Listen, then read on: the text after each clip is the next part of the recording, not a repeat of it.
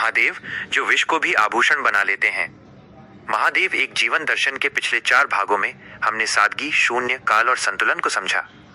आज 5वें एपिसोड में हम महादेव के उस स्वरूप की बात करेंगे जिसने उन्हें नीलकंठ बनाया। ये सिर्फ एक कहानी नहीं है, यह आज के दौर में तनाव और कड़वाहट के बीच जीने का सबसे बड़ा मंत्र है। जीवन का मंथन और विष का निकलना। पुराणों में कथा आती है कि जब अमृत के लिए समुद्र मंथन हुआ तो सबसे पहले भयंकर हलाहल विष निकला। देवता और असुर दोनों डरकर पीछे हट गए। हमारे जीवन में भी ऐसा ही होता है। जब हम सफलता के लिए मेहनत करते हैं, रिश्तों को निभाने की कोशिश करते हैं, तो सिर्फ सुख, अमृत नहीं मिलता। अपमान, जलन, धोखा और तनाव जैसा विष भी निकलता है। हम अक्सर इस विष से घबराकर अपना काम छोड़ देते हैं।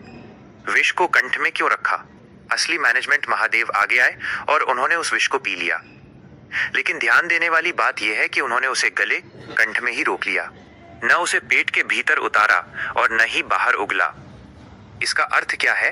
अगर महादेव विष को बाहर उगल देते तो पूरी दुनिया का विनाश हो जाता, और अगर उसे भीतर उतार लेते तो उनके अपने शरीर पर असर होता। सीख: हमारे जीवन में जब कोई हमारा अपमान करे या हमें बुरा भला कहे तो वो एक विष है। अगर आप उसे पलटकर वापस उगल देंगे तो रिश्ते टूट जाएंगे और क्लैश बढ़ेगा। और अगर उस दुख को अपने दिल के भीतर उतार लेंगे, दबा लेंगे, तो आप खुद बीमार और तनावग्रस्त हो जाएंगे।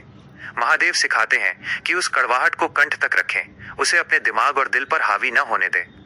विष के साथ शीतलता। मस्तक पर चंद्रमा विष पीने के बाद महादेव के शरीर में भयंकर जलन हुई, जिसे शांत करने के लिए उन्होंने मस्तक पर चंद्रमा धारण किया और गंगा की धार उनके सिर पर रही। जीवन की सीख: जब परिस्थितियां आपको जला रही हों, जब लोग आपको नीचे दिखाने की कोशिश कर रहे हों, तब अपने विवेक और बुद्धि चंद्रमा को शीतल रखें।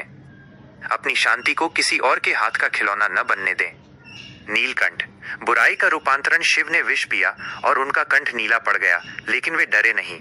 उन्होंने उस नीले कंठ को अपना आभूषण बना लिया।